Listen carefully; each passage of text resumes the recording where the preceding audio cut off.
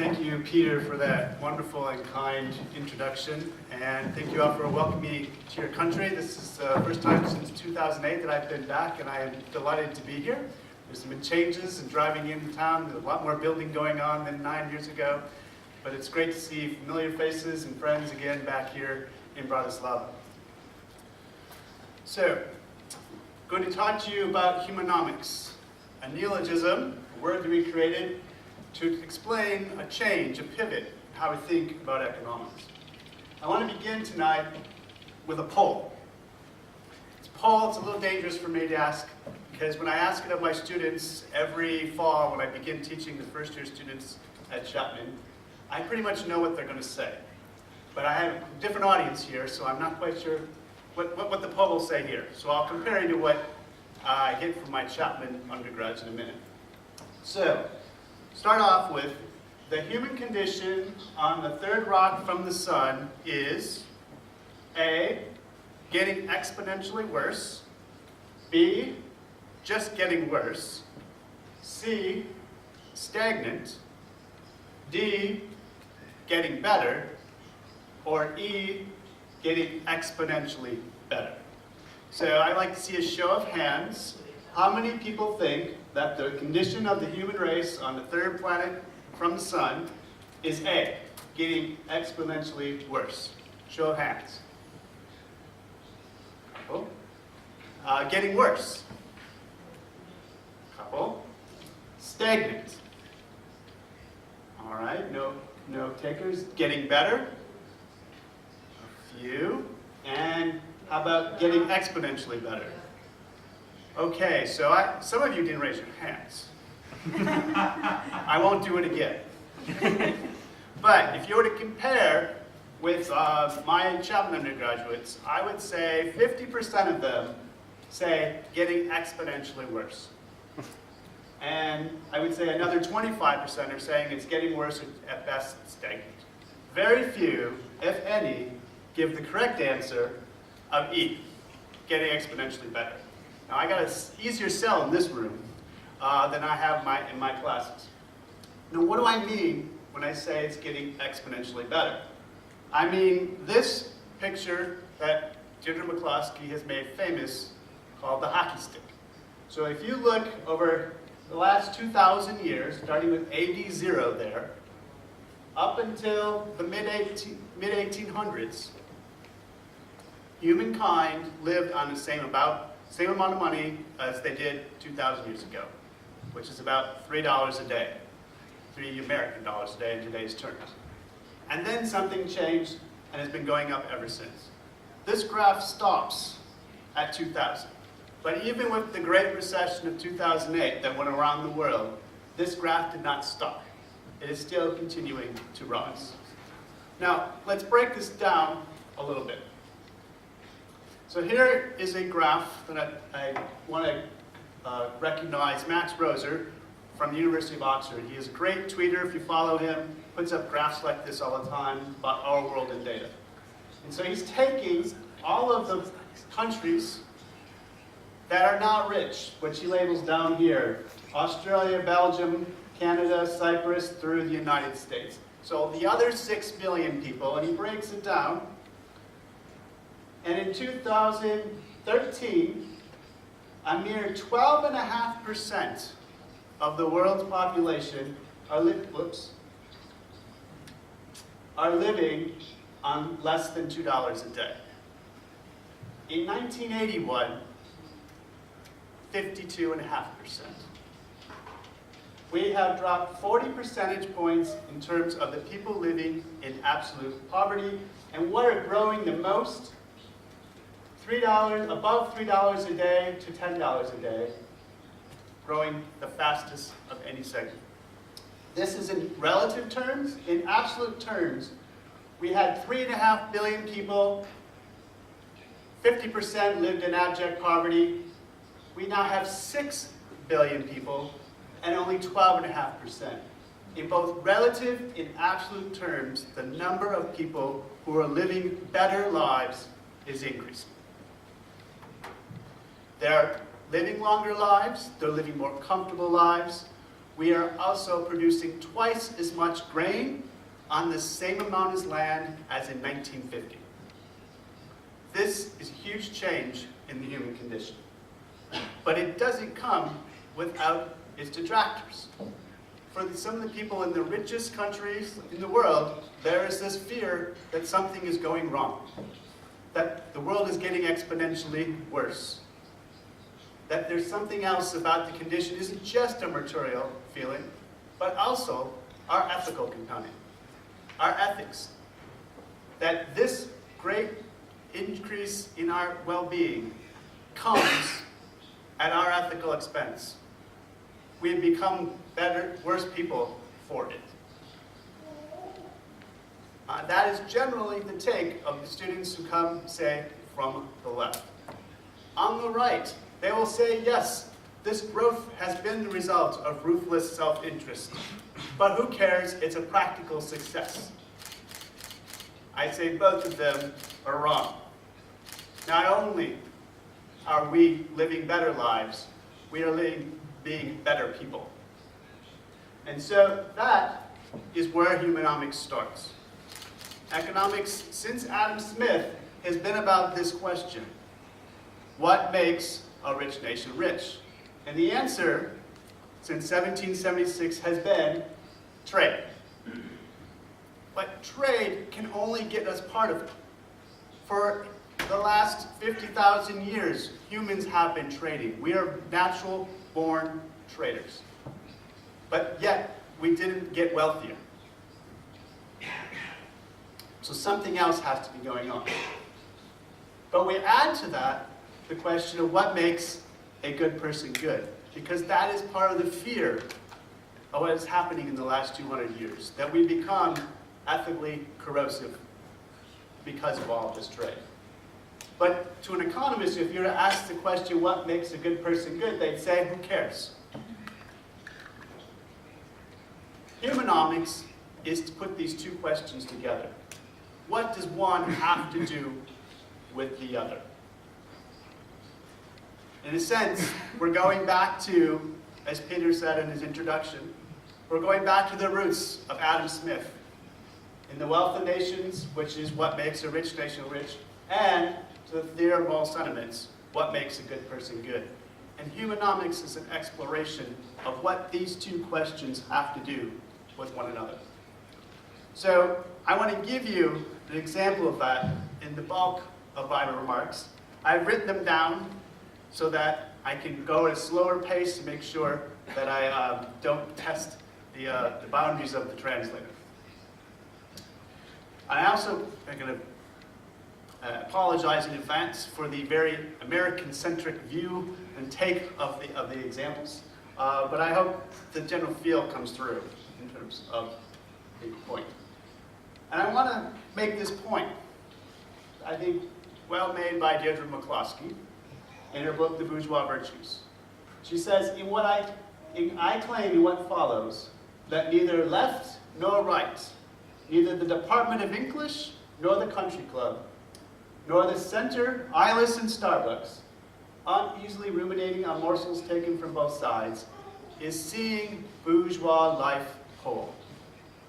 Humanomics is about making bourgeois life whole, and here's an example that I'd like to give to you with a couple of my colleagues, Jan Osborne, who is in the Department of English, who I've been working with and who has been part of this process of Humanomics from the beginning, and one of our students, Gus Gradinger, who graduated. He took this course with us and worked with us for 4 years, and at the end of this, produced this project. But I want to give it as an example of how we can merge what makes a good person good with what makes a rich nation rich. And we're going to use that with the story of Prometheus Unbound, written by Percy Shelley in the early 1800s. I would imagine Percy Shelley might not be read a lot. He's not read a lot in departments of English these days. Romanticism is out of style. It's not fashionable. But we think Percy Shelley has something to say for today in economics. And we're going to merge those two in this modern Promethean story. So like the Greek tragic writers before him, Percy Shelley unbinds his version of the Promethean myth from the common interpretation of his ancient predecessors. With no interest in the supposed reconciliation of Jupiter and Prometheus in the second play of Aeschylus' trilogy, Shelley argues that the moral interest of the fable would be annihilated if Prometheus were to shrink before the great oppressor of humankind. For Shelley, Prometheus is, as it were, in his words, the highest type of perfection of moral and intellectual nature, impelled by the purest and truest motives of the best and noblest ends. In Shelley's version, Prometheus is the champion of humankind, the idealization of real human beings, a soul and a voice for an imperfect race. We presume to exercise a similar discretion in being unbound as we lead a contemporary audience back to Shelley's 19th century romantic drama. For the questions, to what, to whom, for what, by whom are we bound, persist. And what freedoms, what possibilities abound for humankind if we are indeed unbound? What is the moral interest of the Promethean story in the 21st century? Modern readers may take the word commerce in our title to mean what the Oxford English Dictionary defines in sense 1A as buying and selling together, trading, exchange of merchandise. We certainly mean that, and all of what that entails. But we also mean it in the equally less familiar, distinctly uncommercial social sense of definition 2A, intercourse in the affairs of life. By the second definition, humans have always lived in a condition of commerce. Kith and kin are a primary affair of human life. Early 1800s, though, a new age of commerce, one marked by exponential growth, commerce 1A, emerged in conjunction with the original condition of commerce. Prior to the 19th century, the average person lived on a modern equivalent of less than $3 a day. Beginning in London and spreading throughout England and then continental Europe, world GDP per capita began to increase slowly at first and then exponentially, such that the average person on the planet now lives on almost 10 times the historical average. Many are surprised when they hear that the average Botswanan today consumes more goods and services than the average Finn in 1955. Or that the average Indian has a longer life expectancy today than the average Scot in 1945. And yet, despite living on an average of $120 a day, or over 4 times the world average, many Americans on both the left and the right, including US senators who live on at least $476 a day, feel oppressed in the new age of commerce. For those on the left, it is the Jupiter of Commerce 1A, more commonly known by the unfortunate epithet capitalism, with a capital C, that binds their commerce 2A. And for those on the right, it is the Jupiter of government, with a capital G, that binds their commerce 1A. And both are fuming at their oppression. A candid word is due to the degree in which a particular contemporary scholar suffuses our work, for she has been a topic of censure in our prior work. Ginger McCloskey's trilogy on the bourgeois era is unfashionable and contrarian, and she's not shy to tell anyone and everyone, left, right, and center, in uncompromising terms, that what they think about economics and the modern world is wrong. Well, wrong is how we read it in our heads. In each of the 3 volumes, she actually asks us to politely consider that we quote, might be mistaken.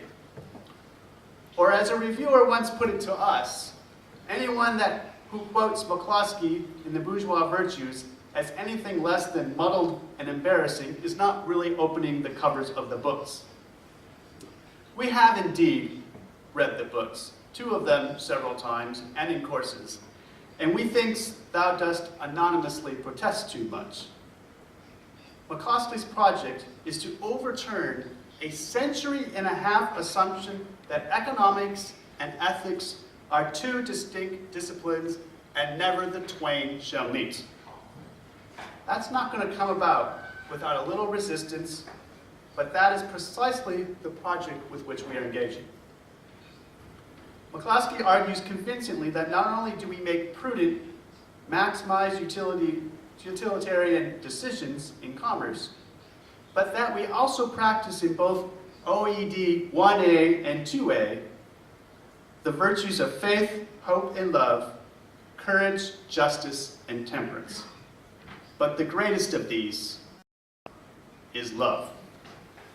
So permit us the opportunity to acknowledge that we are experimenting with integrating economics and ethics in a form that could be described as literary critical economic nonfiction. We map our economic subject matter into an interpretation of Prometheus Unbound to revivify commerce as Shelley revivifies the Promethean story in his lyrical drama. In doing so, we make Shelley's purpose our own. This entails choosing subject matter as we comprehend it, but with verifiable and recognizable features. With the fallen world lay spread before us, we now set out to explore where Shelley's idealisms take us. In Shelley's Prometheus Unbound, we meet our hero bound for 3,000 years to the cliff of the Indian Caucasus. Jupiter punished Prometheus for giving gifts to mortals, gifts far beyond the fire of the gods, intelligence and reason, speech, memory, medicine, divination. Shelley's version of the myth makes clear that the agreement Prometheus made to help Jupiter overthrow Saturn, the god who refused humans their birthright. His Prometheus gave wisdom, which is strength, to Jupiter, helping him defeat Saturn with one stipulation: let man be free. But that stipulation is not met. Jupiter breaks the deal, depriving humanity of liberty and binding Prometheus, representative of humanity, to the rock of humankind's very birthplace. Jupiter and Prometheus are connected beyond the broken agreement. Shelley connects the tyrant and the brown Prometheus in hate. Both behold the world with sleepless eyes. Jupiter, a tyrant, ruling humans through fear and a lack of hope, and Prometheus, quote, eyeless in hate, ruling over torture and solitude, scorn and despair. While Jupiter needs Prometheus because he alone knows a secret, which may transfer the scepter of wide heaven, Prometheus is filled with hatred for Jupiter's betrayal of humanity. He has endured torture. He has refused to bend his will to Jupiter's, and he has refused to divulge the secret, the prophecy. But he is bound to the tyrant as clearly to the rock. In defying the tyrant, he perpetuates his pain, but also Jupiter's power. His defiance, his enduring pain, is evidence of, quote, no change, no pause, no hope. In Shelley's drama, humankind, represented by Prometheus, empowers a hateful god with its own hate, resulting in no change, no pause, no hope. To learn the secret, Jupiter sends Mercury and the Furies to execute a doom of new revenge upon Prometheus. Mercury stays the Furies to praise Prometheus, but still calls his stand against Jupiter vain, because Jupiter is omnipotent. When the Furies are unleashed, they attempt to bring Prometheus to despair by showing him the human condition. Prometheus is anguished, for the love he felt for humanity, his desire to awaken humans to consciousness, to freedom, has led to a new kind of misery. Although humans are calling for truth, liberty, and love, in calling upon the French Revolution, they become tyrannical, fighting against a tyrant rather than tyranny, becoming that which they despise. To ease Prometheus' suffering, Mother Earth calls upon the spirits to comfort him. While the Furies show Prometheus the suffering and the corruption of humankind, the spirits provide a new view of humanity, a humanity heaven-pressed, to be sure, but a humanity whose thoughts sicken not. Love still pervades humankind. A sailor sacrifices himself to give a drowning enemy his plank. A sage dreams of inspired wisdom written long ago, and a solitary poet finds love in the tender kisses of nature. Only here, at the end of Act 1, does Prometheus invoke hope in the form of love. I feel most vain all hope, but love. In embracing love, Prometheus can transcend the bondage. Prometheus calls upon his love Asia and her transforming presence. And the solution to the degradation of humankind is a correspondence and a community with others. A solidarity with one that is love, but one that nevertheless importantly, in Shelley's beautiful words, begins and ends in thee. In Act 2, Panthea finds Asia alone in the India Caucasus. She tells her that in a dream she is seeing Prometheus shadowed by love. The sisters follow the echoes and arrive at the Demigorgon's cave and confront Demigorgon, who commands, "Ask what thou wouldst know." Asia, the heart of humanity, asks, "And who made terror, madness, crime, remorse?" To which he cryptically responds, "He reigns." Asia thinks that it is Jupiter who reigns, and that curses shall bring him down. She is looking for something outside humankind to explain humanity's destiny. Asia calls upon the Demigorgon to, quote, "Declare who is Prometheus, master." In the Demigorgon's response, Asia begins to realize that even the master is enslaved if bound by hate, and that fate, time, occasion, chance, and change are all subject to he who reigns. Asia further begins to realize that it is love that doesn't change, that she, no God, no external order, must be the oracle. Asia's heart gives the response she wanted from the Demigorgon. In Act 4, after the Demigorgon drags Jupiter off his throne and Hercules frees Prometheus, the spirits rejoice in building a world where humanity is unbound, not by hate, not by an unyielding will against the tyrant, but rather unbound by transcending tyranny itself, unbound through love. We will take our plan from the new world of man, and our work shall be called Promethean. Shelley's lyrical drama, we claim, has something to say for all readers as we think about commerce in the modern world. McCloskey argues that without virtues, including transcendent love, neither the market nor the government works for our good. To this we add from Shelley that nor with hate will the market or the government ever change. Ever change to pause and ever change for hope to do good. Like Prometheus, we can be woefully unaware of how hate and despair permeate thoughts on our own Jupiters of commerce. Pick your topic: raising the minimum wage, health insurance coverage, payday lending, prescription drug pricing, education financing. And below the surface, you will see the elements with which Shelley shapes his story. First, he portrays Jupiter as sublimely omnipotent, and any bound resistance to him as vain. Because the life of someone who lives on the minimum wage is not a good one, the story of the left evokes the looming tyrant of a megacorporation, say Walmart. Insert Slovakian megacorporation here. Strong with bargaining power and flush with cash, who can bend vendors to its demands and drive competitors out of business. For many, Walmart is omnipotent. It can do what it wants, which is to pay poor people poorly and inflict misery on local mom-and-pop stores.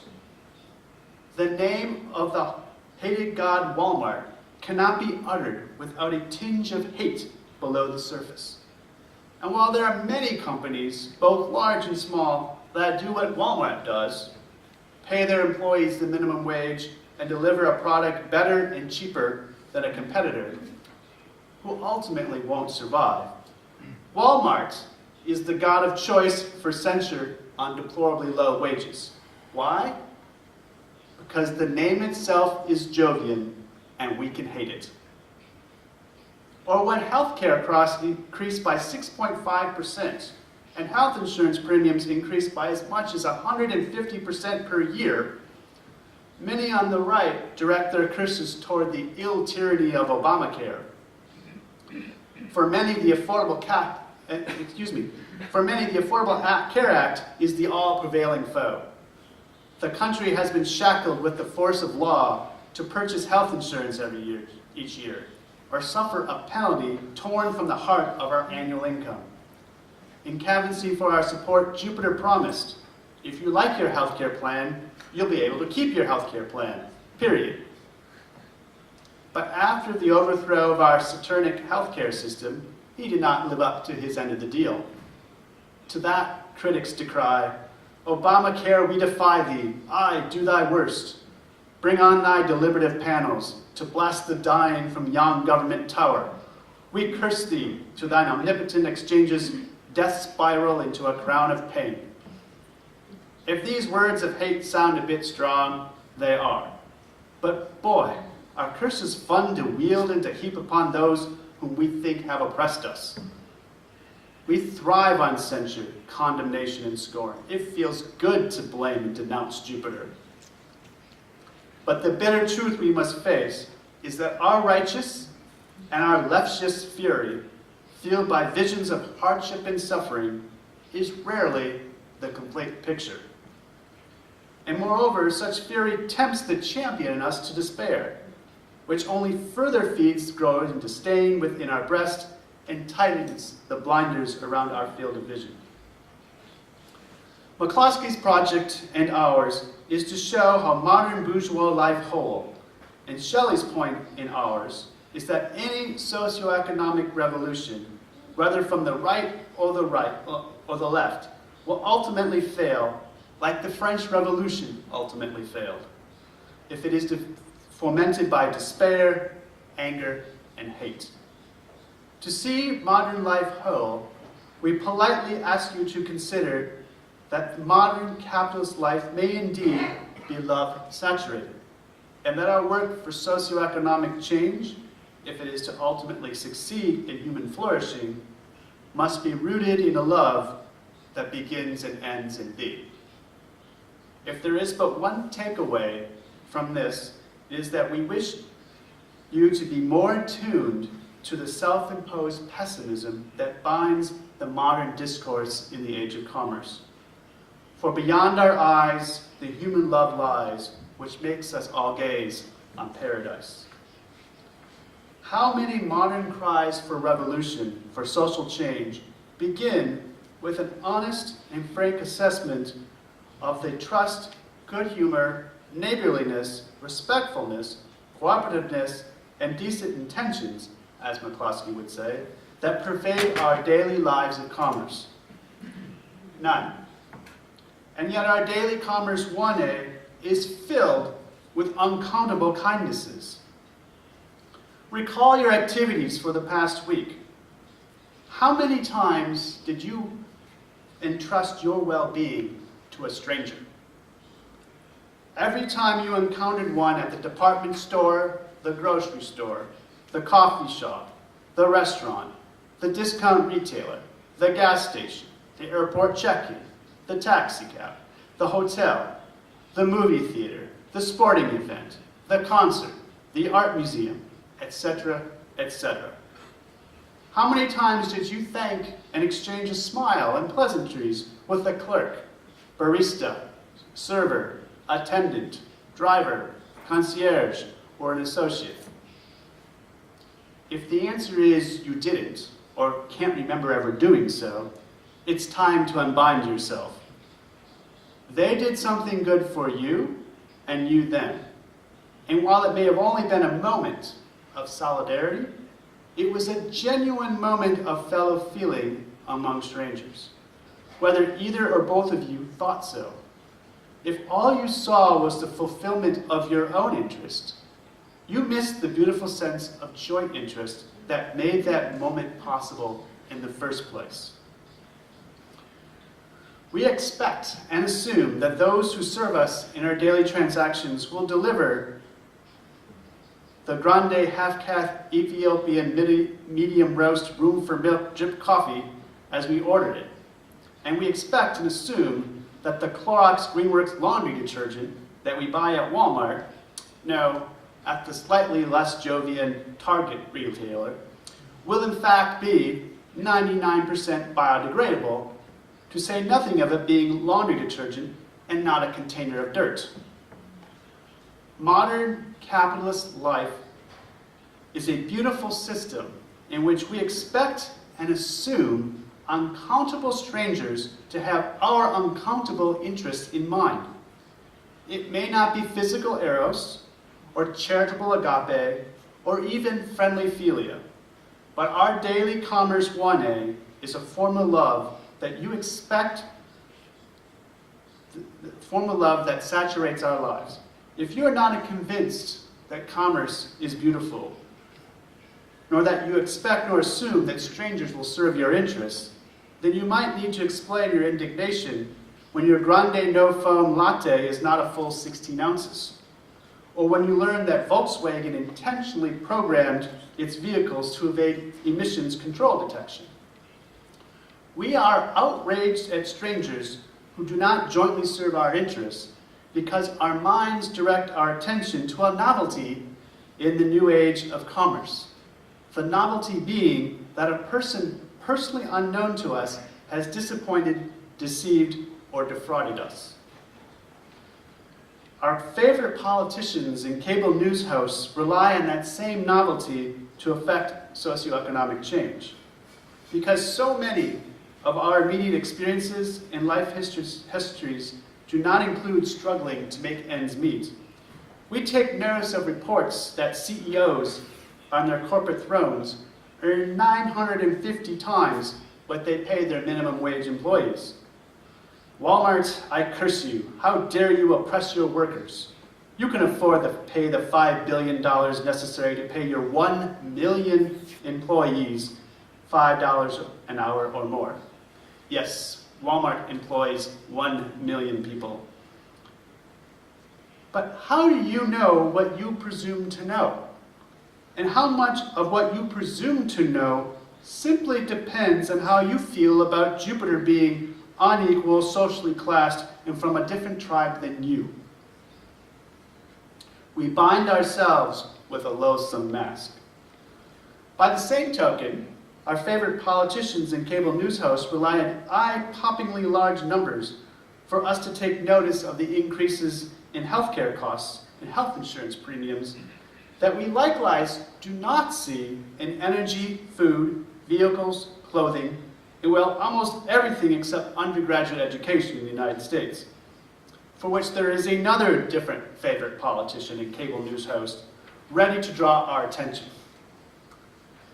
Notice that no critic of Obamacare opens his or her discussion with the fact that 16.5 million people who wouldn't have health insurance but for Obamacare. Yes, 16.5 million. Why not start by acknowledging the good intentions of the legislation? that all hope is vain but love. It need not be Obamacare itself, but no outside God, no external order is going to help people get health insurance unless we find ourselves become the medium for love to the less fortunate. The Promethean story in the 21st century is a story for the left, right, and center.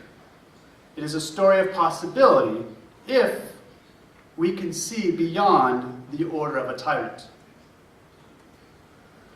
For the humbled authors of this not-so-humble piece, the marketplace and daily interaction, our commerce is the instrument of choice.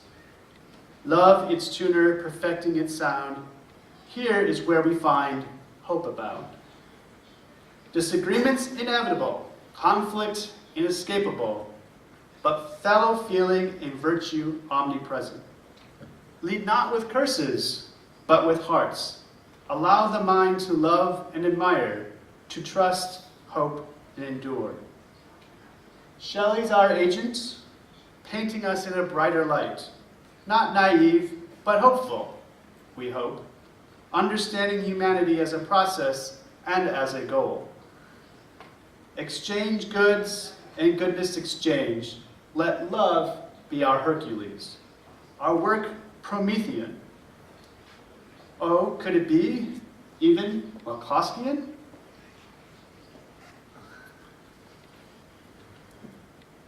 Romanticism has a lot in common with the Humanomics project. Romanticism followed on the heels of classicism, the stoic virtues of courage and justice, the aristocratic ideals of the warrior. Whereas the Humanomics project, and the Enlightenment, was trying to see moral excellence in humanity.